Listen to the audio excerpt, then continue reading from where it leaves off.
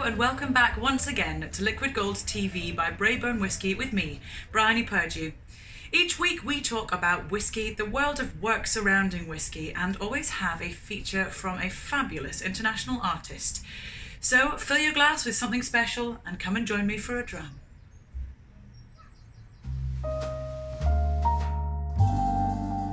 We have a treat this evening because we are joined by Samuel Gordon, Sales Director at Braeburn Whisky, who's going to talk us through all things whisky investment. Hello, Sam.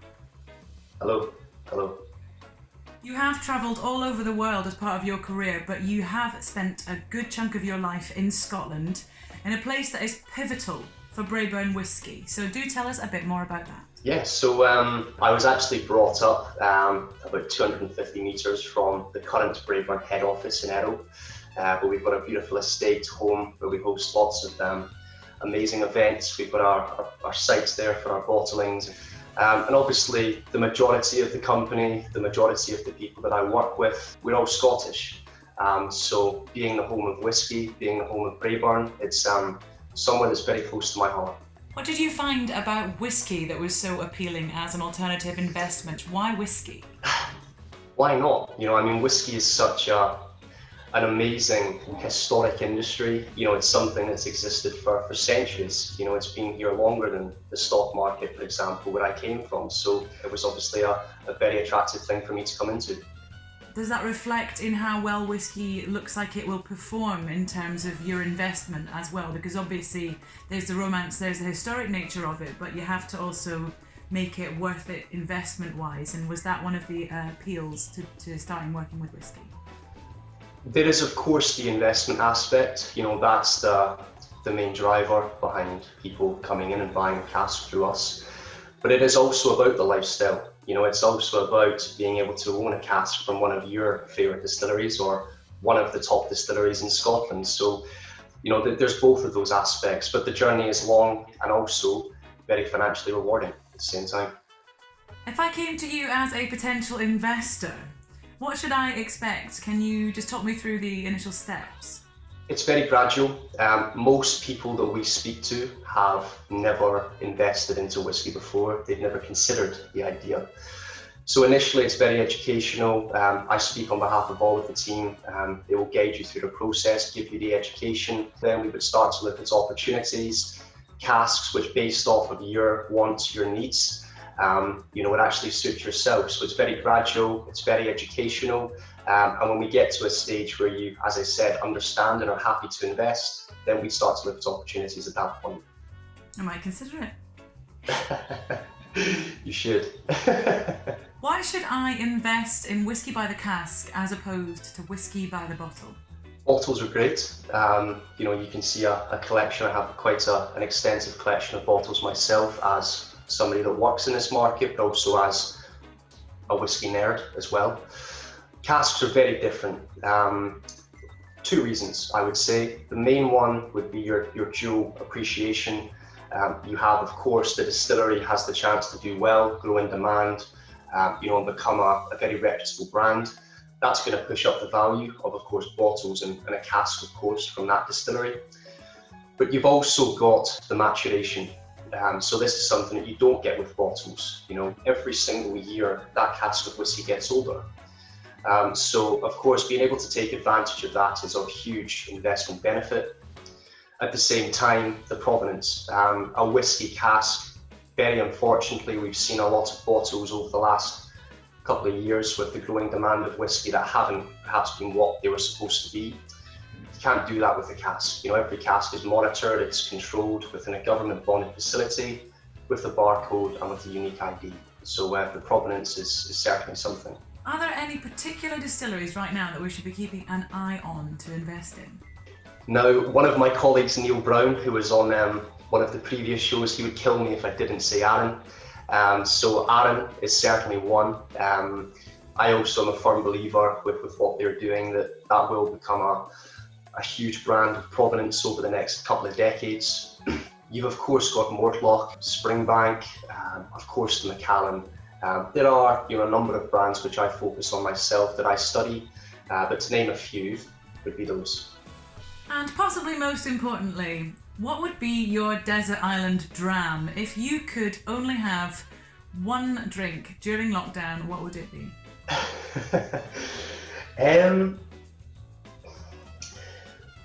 going to have to say my 1976 Bunnahabhain that I've been drinking over the last couple of days. You'll see, if you don't mind me opening this from this bottle, that it's almost half gone, well, half full, quarter full after the last couple of weeks of lockdown. So that for me is one of the best ones I've tried for a long time. If I had to go for a standard, it'd be a Balvenie, something I also have here, Balvenie 14 Caribbean cask. Brilliant. Well, Sam, thank you so much for taking the time out to talk to us. I think it's great to really touch base about what it means to be a whisky investor, potential whisky investor. Thank you so much, Sam. Thank you. Thank you so much. Cheers. Bye-bye.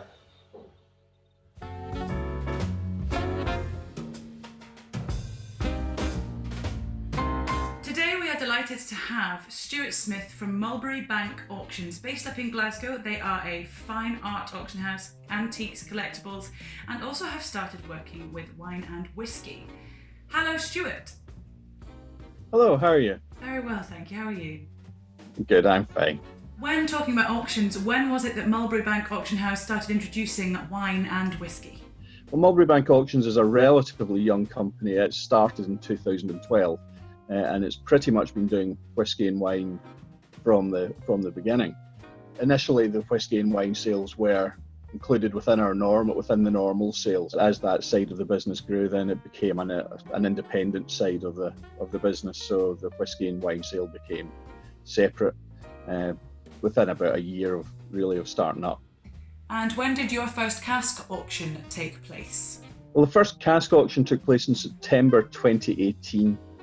We had sold individual casks before, just within our normal whisky and wine sales, but this was the first time that we'd managed to get enough casks together to create a standalone sale. We are very lucky to have you on because you are such an expert in valuing old and rare whiskies. Are there three things that you would suggest for people to pay attention to when you're determining a valuation?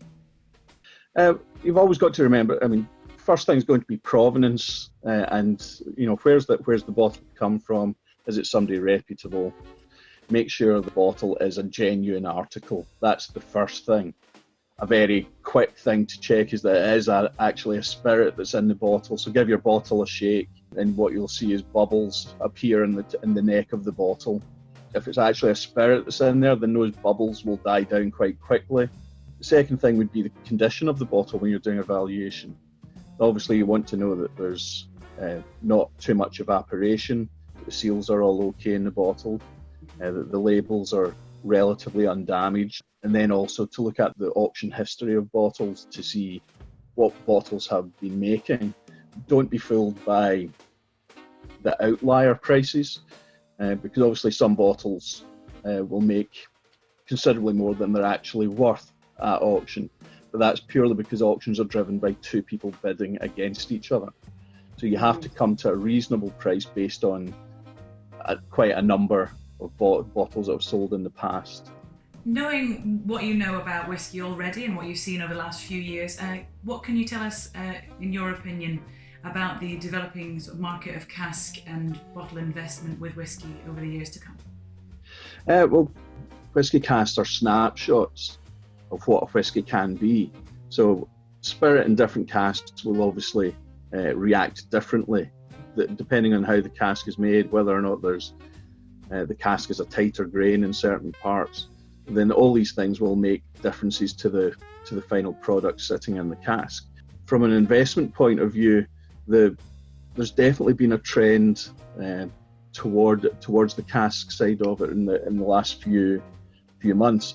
Originally, pretty much everybody who bought a cask, it would be bottling for themselves or as an independent bottler, so somebody who's working for the likes of Douglas Lane or Samaroli, or some fine Douglas Lane whiskies there in the background.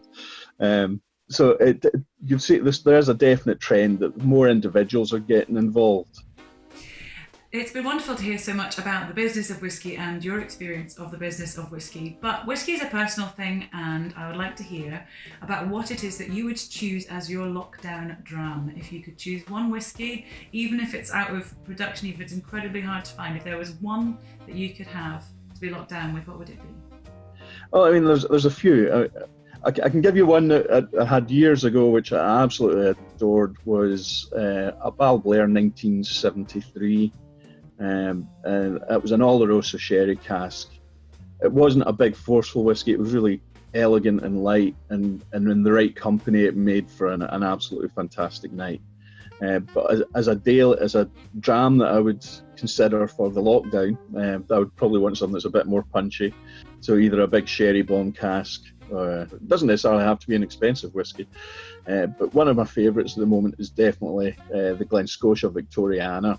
And if you haven't tried it, that's one that I would really recommend to people to give a go. It's on first taste, it might not suit you, but honestly, give it a go. Brilliant, thank you. This has been Stewart Smith from Mulberry Bank Auction House, talking about all things whiskey, the history of the whiskey investments that he's seen, and the future of whiskey investments. Thank you so much, Stewart, and stay safe. You too. Take care.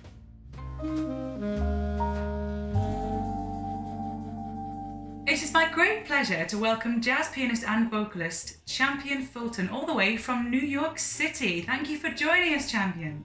Hi, thank you for having me.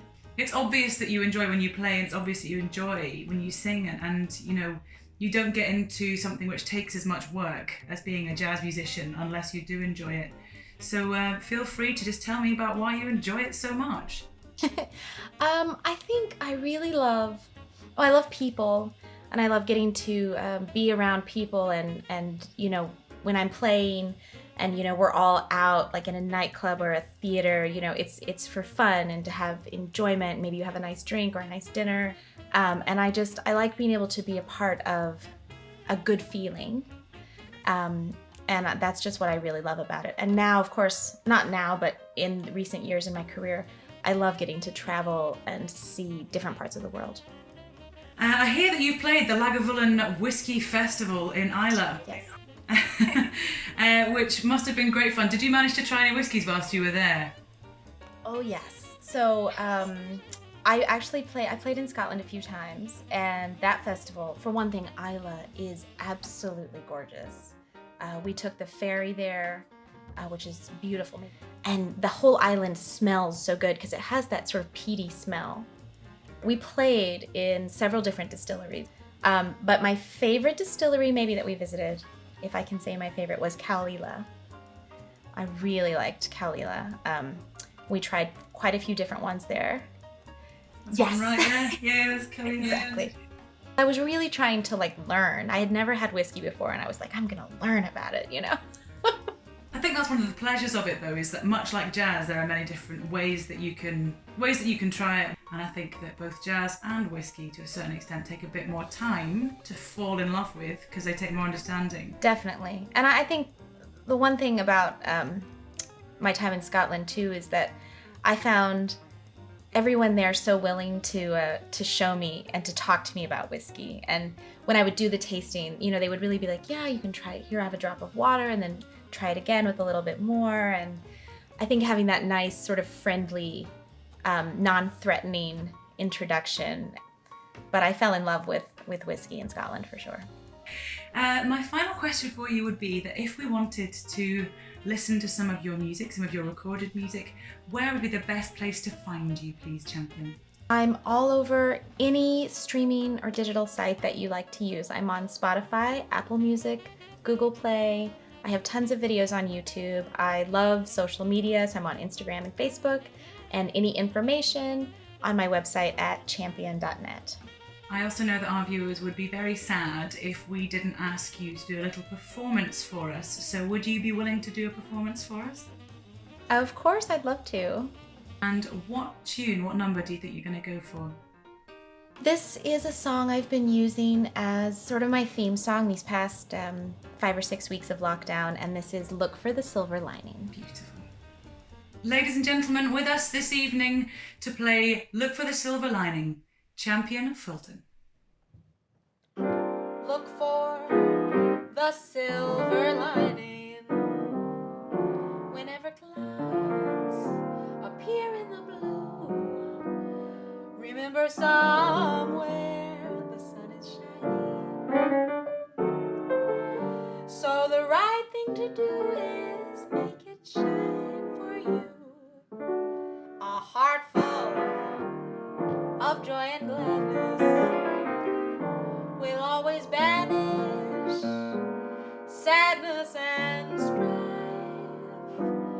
So always look for the silver lining. Try to find the sunny side of life. Look for the silver lining.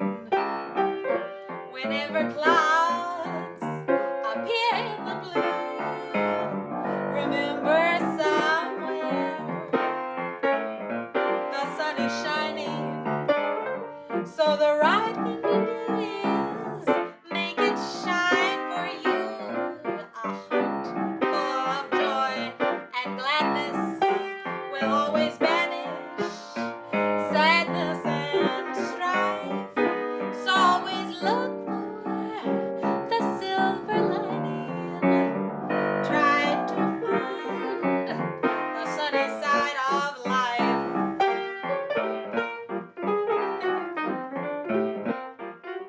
Well, thank you for joining us for another episode of Liquid Gold TV from Braeburn Whisky. From me and the team, wishing you all good health, or Slanjavar. See you next week for another dram.